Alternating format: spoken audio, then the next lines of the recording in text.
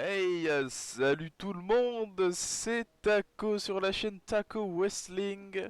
Aujourd'hui on se retrouve pour la première vidéo, la vraie vidéo de la chaîne, pardon. Alors, ce qui va se passer, c'est qu'on va faire un AEW Dynamite review. Voilà, donc on va pas l'appeler recap pour pas avoir de problème avec un autre youtubeur qui s'appelle Sturi, que j'adore, voilà, merci. Big up à Sturi si jamais il passe, hein, ça m'étonnerait, mais on sait jamais. Voilà, donc aujourd'hui on va review le petit AEW Dynamite Recap qui était excellent. C'était un banger du début à la fin, j'ai adoré. Et voilà, j'espère que je vais vous faire partager mon ressenti. Et puis on pourra débattre dans les commentaires si jamais vous avez eu le même. Voilà, allez on se retrouve. Et nous y revoilà donc pour la review de AEW Dynamite. Donc on va commencer. Tout d'abord, le show s'ouvre sur une entrée de Wardlow. Enfin, une entrée, je sais pas réellement si on peut appeler ça une entrée. Parce que, à vrai dire, il n'a pas eu de musique. Il est juste venu avec des cartons où on pouvait voir la tête d'MJF et qui battait CM Punk. Voilà. Et du coup, ça s'ouvre comme ça. Puis le Pinnacle arrive, donc chacun leur tour.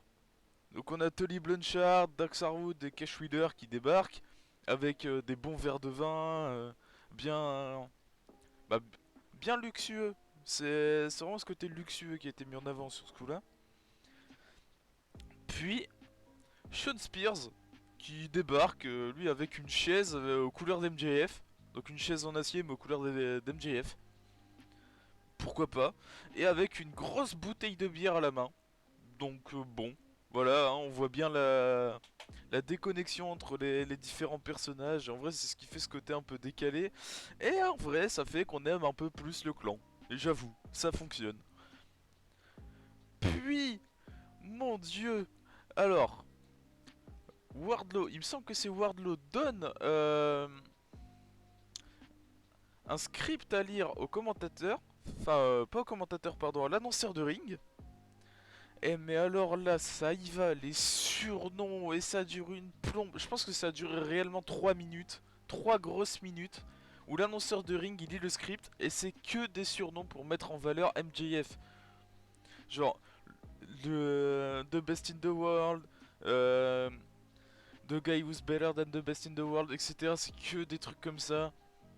Et en vrai, bah c'est bien parce que ça rajoute de la hit, mais franchement c'était long. C'était long, mais c'était bien. Donc, je sais pas, j'aurais peut-être fait ça un peu plus court. Mais en soi, c'était quand même vraiment bien pour le coup. Donc, j'ai bien aimé.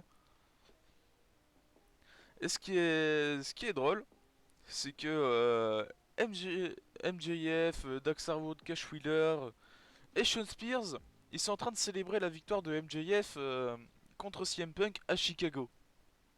Ce qui est quand même notable. Mais la chose qui m'a interpellé pendant que je regardais le show, c'est que Wardlow ne célébrait pas. Il restait dans son coin. Et c'était assez... Enfin, je suis d'accord, on utilise le face turn depuis assez longtemps, machin, etc. Enfin, les frères, ça fait 1 an que vous utilisez le face turn. Il y a un moment, il faut y aller, quoi. C'était là, c'était maintenant. Mais, là, on voit MJF, du coup, qui prend le micro et qui dit... Mais la dernière fois, si j'ai battu CM Punk, c'est pas uniquement grâce à moi. Et là, on se dit, ah bah Wardlow, quand même. C'est grâce à Sean Spears. Et là, Sean Spears, on le voit, et même lui, il est surpris de ce qui se passe. Sean Spears, il se dit, waouh, c'est. Ouais, d'accord, t'inquiète, c'est grâce à moi, de ouf. Et puis là, on voit Sean Spears, il prend le micro, puis il fait, ça tombe bien, parce que moi aussi, j'ai un cadeau pour toi. Et là, il montre l'écran géant, et sur l'écran géant, il y a I'm better than the best in the world. Et en fait, c'est un nouveau t-shirt pour MJF, et du coup, ils en font la pub juste après. Ils disent que c'est dispo sur les iwshop.com, etc. Et en vrai, c'est un bon coup de marketing, c'est pas totalement con. Mais suite à ça, il y a MJF. MJF, il se dit bon bah vu que je suis dans mon élan, je vais faire. Et il dit comme ça de nulle part, de toute façon le prochain champion AEW World Champion, c'est moi. Et là du coup on se dit ah, parce que oui d'accord, on est d'accord qu'il faut que ce soit MJF. Pour moi il faut que ce soit MJF le prochain. Mais déjà, oh ça va, si M-Punk il intervient, il va assez le calmer. Il va le calmer assez vite. C'était vraiment cool. Et puis là, CM Punk il dit je veux mon rematch contre toi MJF. Et puis il y a Dark Sarwood et Cash Wheeler qui disent ouais mais nous on veut notre rematch contre vous. Et du coup c'était assez bizarre. Il y a Sting et Darby Allin qui sont arrivés entre deux, battent à la main, machin.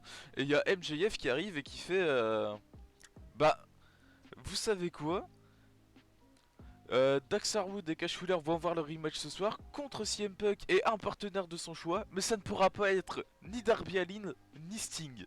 Et là on se dit oh putain qu'est-ce qu'ils nous ont réservé. Ils nous ont réservé quoi encore? Parce que on s'en doutait qu'il allait avoir des arrivées ce soir, c'était sûr. Mais alors là, mais alors ce qui arrive plus tard c'est fou. Donc voilà, donc le petit segment... Ah j'ai oublié de préciser que si CM Punk gagne, il a le droit à un rematch contre MJF. Voilà. Donc voilà, petit segment d'environ une quinzaine de minutes. C'était pas mal. En vrai, au début c'était un petit peu long, Monsieur M. Punk est venu calmer l'atmosphère, etc. Et en vrai c'était vraiment cool. Voilà. Donc c'est tout pour le premier segment, pour l'opening du show. Donc pour le premier match, on apprend que The Blade va affronter Wardlow.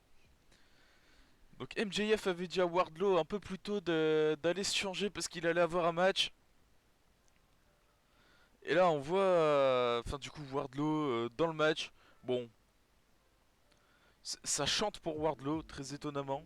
Ouais. Donc je pense que c'est vraiment le projet, hein. Et avec une petite attaque en traître au début par The Blade. Donc voilà, Wardlow qui vend plutôt bien sans survendre, c'est assez cool. C'est relativement sympa. Donc au retour du Picture in Picture, on voit Wardlow donc clairement qui détruit The Blade, hein. Il a enchaîné 4 powerbombs, il a détruit fin du match 1, 2, 3. Et on passe à une nouvelle vignette. La vignette, donc, que s'agit-il? Bah en fait c'est une vignette assez étrange où on voit quelqu'un qui a une pelle dans les mains en train de déterrer quelque chose. Et on apprend qu'en fait, genre, c'est... Enfin, on parle du Black Mist de Malakai Black, qu'il avait littéralement jeté dans les yeux, enfin, craché dans les yeux de Penta. Et du coup, on voit quelqu'un avec une pelle, donc bon, pour moi, j'ai pas cherché bien loin, pour moi, c'était Phoenix, ou Pac, c'est un des deux. Mais là, on voit qu'il prend la pelle, qu'il déterre et tout, et il trouve le masque de Penta, le masque noir, et il dit, c'est l'heure de ramener Penta Oscuro. Et ça s'arrête ici. Donc Oscuro c'est sombre pour ceux qui savent pas. Et en vrai j'ai trouvé cette vignette plutôt intéressante. C'était sympa. Ça nous tisse quelque chose pour la suite qui pourrait être vraiment cool. Donc à la fin de cette vignette, on passe au segment de l'Inner Circle Meeting qui est annoncé par All Elite Wrestling. Et du coup on a l'Inner Circle qui fait son entrée, mais qui devait être au complet, mais qui fait son entrée sans Santana et Ortiz. Donc du coup ils viennent au ring, Jericho prend le micro et il a à peine le temps de dire qu'ils avaient pas vu Santana et Ortiz de la journée, que les voilà qui débarquent, Proud and Powerful, débarquent avec leur musique et sans la tenue du Inner Circle. Donc voilà, Jericho il se permet de prendre le micro parce que c'est Chris Jericho quand même, et il leur dit d'accord c'est cool, c'est mignon, ils viennent avec leur musique de leur côté pour se mettre sur le spotlight. Mais Jericho, il y a un truc qu'il comprend pas, c'est pourquoi la dernière fois il lui a pas fait le tag contre Daniel Garcia et Tupointo là. Et d'un autre côté, Santana il dit que Jericho pense toujours uniquement qu'à lui. Et c'est car il est Chris Jericho qu'il a toujours pensé comme ça. Santana et Ortiz prennent le micro et ils déclarent qu'ils quittent le Inner Circle. Car ce n'est jamais eux qui profitent des spots et ce n'est jamais eux qui profitent des opportunités. Mais Santana dit aussi qu'il ne serait pas resté Euh, S'il ne serait pas resté pour Ortiz, il lui aurait déglingué l'arrière-train il y a bien longtemps. Donc suite à ça, Chris Jericho réplique: qu'a fait Eddie Kingston pour toi? Rien, c'est moi l'influenceur, c'est grâce à moi que tu es sur le devant de la scène, tu as eu ta chance au titre par équipe, tu as échoué, vous avez perdu contre les Young Bucks, il ne faut pas mettre toute la faute sur Chris Jericho car il n'en est pas tout le temps le responsable. Donc une petite embrouille éclate entre Santana et Jericho, Sammy Guevara essaye de les séparer mais Jericho gueule littéralement à Sammy Guevara de fermer sa gueule. Donc du coup là on suppose un split du Inner Circle. Et on va le voir par la suite, Sammy Guevara décide lui aussi de quitter le Inner Circle et dépose sa veste au sol. Les rumeurs étaient donc vraies. Ortiz à Jericho, semaine prochaine Santana et Ortiz contre Jericho et Hager. Jericho déclare qu'ils auront le droit à un ajustement d'attitude, sûrement une petite référence à John Cena. Et le segment se termine là-dessus. Un segment assez cool d'une dizaine de minutes. C'est dommage en vrai de Split Leader Circle qui était vraiment un clan qui était très très cool. Bon voilà, ça fait un peu chier mais en vrai c'est cool quand même. L'air de rien, on aime bien. Puis là du coup on part à la pub, retour de pub, segment. La super clique qui attaque Trent Barreta et Rocky Romero. Donc bon on se dit bon d'accord ok pourquoi pas, Adam Cole qui vient par derrière, low blow. Et là Adam Cole il parle aux Young Bucks et il leur dit attendez les gars, il y a quelqu'un en plus. Il se retourne vers la caméra et là, qui fait son entrée de Switchblade, Jay White chez All Elite Wrestling. Alors celle-là, je l'avais pas vu venir. Franchement, celle-là, je l'avais pas du tout vu venir. Et gros respect All Elite Wrestling du coup, parce que en vrai, elle était pas du tout prévisible. Et Jay White a donc traversé la porte interdite de chez New Japan Pro Wrestling pour atterrir chez All Elite Wrestling. Et la fin de segment, ça s'arrête ici. Du coup, alors, que se passe-t-il après? On a le match de qualification ladder match de Révolution. Donc l'entrée de Isaiah Cassidy face à un adversaire mystère. Donc du coup on se doute que l'adversaire mystère ce ne sera pas Jay White. Et j'avoue que depuis une semaine où j'avais entendu adversaire mystère, j'étais en mode ah, il faut que ce soit Kisly, il faut que ce soit Kisly. Et là, Kisly et Miaim sur Instagram, Twitter, etc. Ils ont un peu essayé de brouiller les pistes. C'est-à-dire qu'ils postaient des photos parce qu'ils ont été mariés ce week-end. Et du coup, on se disait qu'ils étaient sûrement en lune de miel et que du coup, bah, ça n'allait pas être possible pour Kisly.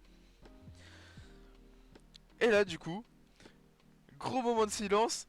Et d'un coup, paf, on voit le titre intro Limitless, Kisly qui fait son entrée sous une énorme pop. Et ça, c'est vraiment, vraiment cool. Voilà. Donc du coup, Kisly fait son entrée.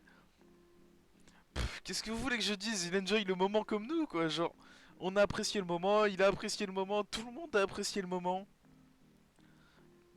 Et c'est très. Franchement, c'était très cool. Du coup, vient le début du match. Cassidy qui tente d'attaquer Kifli, mais Kifli qui réplique, qui le balance. Il a traversé le ring sur une belly to belly. C'était incroyable. Et Kifli qui, malgré ses récents problèmes de santé, enchaîne vite et très bien. Donc en vrai, c'était vraiment très cool. Parce que j'avoue que j'appréhendais quelque peu à ce niveau. Entre le fait qu'il ait eu le Covid il y a pas longtemps, qu'il ait eu des problèmes de santé, qu'il était absent des rings quelque temps. Je pensais qu'il allait avoir quelques difficultés à remonter sur le ring. Et en fait, pas du tout. Du coup, c'était un excellent Kisly qu'on a eu. Et c'est comme ça qu'on veut le voir. C'est exactement comme ça qu'on veut le voir. Et merci All Elite Wrestling. Donc pendant le match, on voit Isaiah Cassidy qui tente un spinning heel kick sur Kisly, mais Kisly qui le contre avec une chop. Mais c'est Walter le mec. Il l'a contré avec une chop. Je sais pas si vous vous rendez compte. C'est incroyable. Du coup, il le projette dans les cordes, il le jette en l'air, le réceptionne. Strong Zero. 1, 2, 3, fin du match. Et après le match, on a Private Party qui attaque Kifli. Mais Keith Lee qui parvient à reprendre l'avantage et apporter une Spirit Bomb sur Mark Quinn sur Isaiah Cassidy. Enfin, à Mark Quinn sur Isaiah Cassidy, pardon. Puis enchaîner une deuxième Spirit Bomb directement sur l'Apron. Match fini avec violence, mais avec plaisir de revoir Keith Lee, bordel. Et ça fait du bien. À noter que pendant le segment, Matt Hardy est parti. Il s'est littéralement barré, hein. Enfin, pendant le match. Et on nous tease encore un peu plus la potentielle arrivée de son frère Jeff Hardy pour refaire les Hardy Boys, mais chez All Elite. Et c'est reparti du coup. Picture in picture, d'un côté la pub, de l'autre côté Sammy Guevara qui fait son comeback sur la rampe d'entrée, mais avec ses pancartes. Pitié, non, c'est vraiment chiant. Genre, non, on veut plus. C'était bien quand tu parlais. Donc sur ses pancartes, il a écrit qu'il a fait ce que Jericho lui a dit, de fermer sa gueule. Voilà. Qui doit se focus sur son titre car Andrade, Darby Allin et maintenant Keith Lee ça fait de la concurrence. Globalement c'est tout ce qu'il y avait à retenir de ce segment, c'était sympathique mais sans plus. Donc voilà. Et en vrai c'était un peu intéressant. Donc place au match tag team. On rappelle que CM Punk devait se trouver un partenaire pour le match tag team et s'il gagnait il avait le droit à un rematch contre MJF. Alors, on a l'entrée de Dax Harwood et Cash Wheeler, donc assez sympathique. Voilà, comme d'habitude, ils sont très cool dans leur personnage. Avec Tully Blanchard, c'est quand même vachement intéressant. Puis on a l'entrée de CM Punk qui arrive, tout content, tout sourire, il rigole. Et là on se dit, ah merde, il a trouvé quelqu'un de solide. Il a vraiment trouvé quelqu'un de solide pour le coup, CM Punk. Et du coup, on attend. Et ça spéculait sur Twitter, peut-être une arrivée de Samoa Joe, des choses comme ça. Et on se disait, waouh, les gars, on a eu Jay White, on a eu Keith Lee, si on a Samoa Joe en plus, c'est incroyable. Non, il n'y aura pas d'autres arrivées de Free Agent. Il n'y aura pas d'arrivée de Free Agent, il n'y aura pas de portes interdites à nouveau traversées, pour ce soir, du moins. Et du coup, qui fait son entrée? Eh bah, c'est Mr. John Moxley. Eh bah, putain, je l'avais pas vu venir. Eh bah, John Moxley, qui vient au ring avec un sweatshirt du catcheur Akira. Du coup, bah voilà, c'est cool en vrai. C'est sympa. Donc Moxley qui est plus over que Punk, hein, c'est à souligner.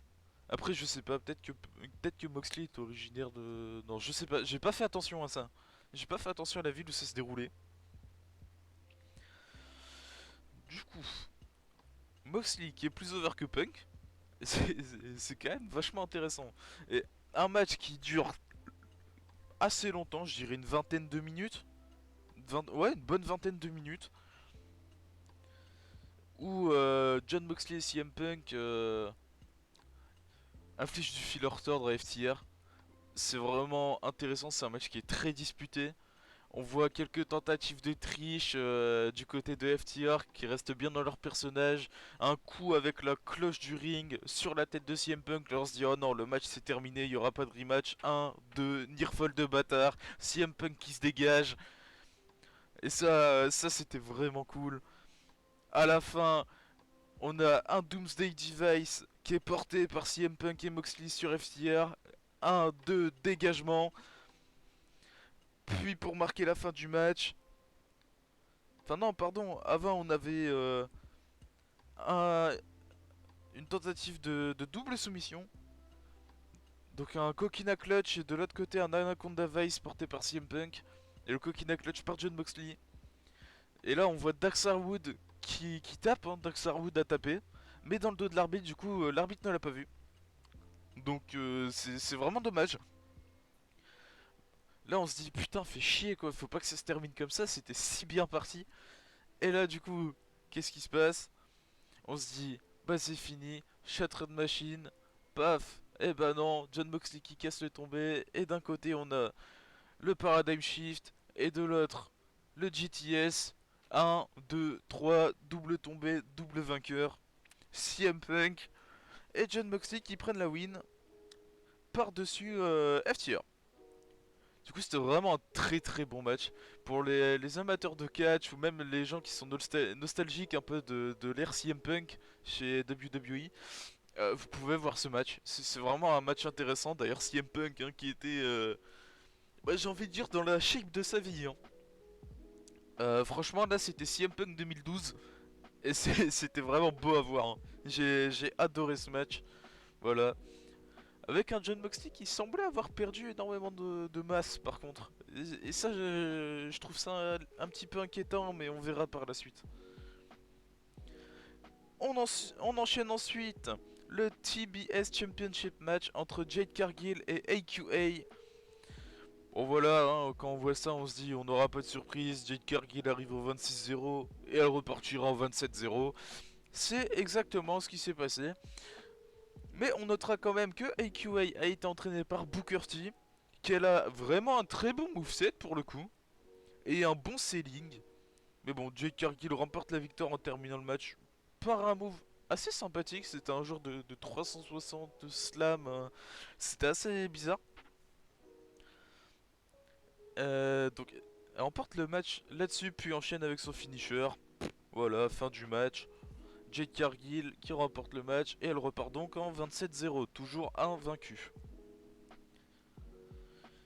À la suite du match entre Jade Cargill et AQA, on nous annonce que aura lieu le Serena Deeb de Professor's 5 Minute Rookie Challenge. Donc Serena Deeb contre Katie Arquette qui fait ses débuts chez All Elite Wrestling. Bon, une minute de match, est-ce qu'on a vraiment besoin d'en parler? Je pense pas. Voilà, Serena Deeb en 2-3 a gagné. Ok, on est d'accord. Annonce de la carte de AEW Rampage, dont on reviendra à la fin de la review. Ensuite a lieu le Texas Deathmatch pour l'AEW World Championship match entre Eggman Adam Page contre The Murder Hawk Lance Archer.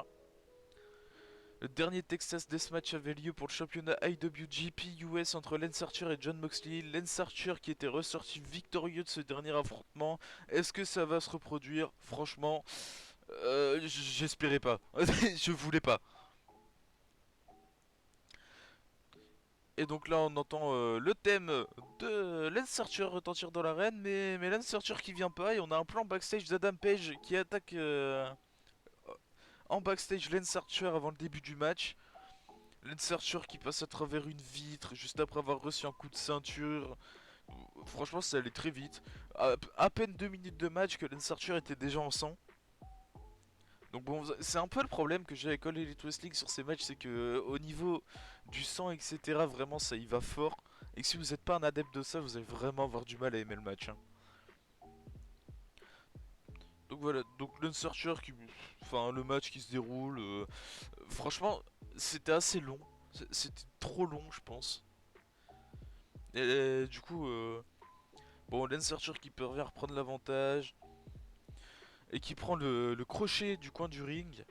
Et qui l'enfonce dans le crâne de Adam Page. Il le prend pour un poisson. Il a cru que c'était un hameçon, je sais pas. Et c'est ce genre de truc où c'est trop. Et c'est pareil, il y a un moment où il prend une fourchette qui l'enfonce dans le crâne d'Adam Page. Après, la fourchette elle est pleine de sang, il lèche la fourchette. Enfin, je suis désolé, mais c'est trop. On vous en demande pas tant. Enfin, après, pour les adeptes de catch hardcore, donc bon, voilà quoi, c'est tout. Ce sera intéressant. On a notamment Adam Page, donc, enfin, Lance Archer, pardon, qui remonte une chaise avec du barbelé sur le ring. Là, on se dit putain, c'est la merde. Bon, Adam Page qui parvient à éviter les coups de Lance Archer. Et il prend le barbelé qui est sur la chaise, il se le met autour du bras et il met des gros coups d'avant-bras dans le torse de Lance Archer. On voit qu'il se fait mal lui-même, hein, d'ailleurs, Adam Page. Donc voilà, il met des gros coups d'avant-bras sur Lance Archer. Adam Page qui pose le barbelé à terre. Et vous verrez que ça a une très grosse importance pour le finish du match. Et d'ailleurs, le finish, mais quel finish de génie! Pour le finish, on voit l'arbitre qui s'abaisse. Car la troisième corde avait été enlevée par Dan Lambert au cours du match, d'ailleurs. Pour que Hangman Page ne puisse pas porter sa buckshot lariat. Et du coup, là, le problème, c'était un peu ça. c'était qu'il fallait trouver une alternative pour porter la Buckshot Lariat. Et à ce moment du match, l'arbitre il s'abaisse pour ramasser le barbelé. Adam Page qui prend l'appui sur l'arbitre pour mettre la Buckshot Lariat à Lance Archer à travers deux tables posées au préalable ici au début du match. Et là 1, 2, 3, 4, 5, 6, 7, 8, 9, 10 KO. Ce finish c'était du génie. Buckshot Lariat sur Lance Archer. Fin du match, Adam Page qui conserve. Et à la fin du match, on entend Adam Cole arriver. Adam Cole qui prend le titre W dans les mains. Et là on se dit bah il va lui mettre un coup, c'est obligé. Et en fait non. Donc Adam Cole qui fait preuve de respect envers Adam Page, qui lui rend le titre, qui lui passe sur le torse, et du coup ça nous utilise un affrontement entre les deux. Et voilà. Et du coup c'est tout pour cette review d'AEW Dynamite. Merci d'être resté jusqu'à la fin. Merci si vous avez suivi ça parce que c'est la première fois que je le fais et en vrai devant un show aussi génial, franchement c'est que du plaisir de le faire. Et je dois bien admettre que c'était cool, donc si ça vous a plu, n'hésitez pas à vous abonner, liker, partager la vidéo, ça pourrait être sympa, moi je dis pas non. Et voilà, si on peut grandir, si on peut faire grandir une chaîne ensemble, j'aimerais bien que ce soit celle-ci. Parce que le catch c'est une de mes passions, et j'aimerais bien vous le faire partager avec vous. Du coup, à plus, et merci d'être resté.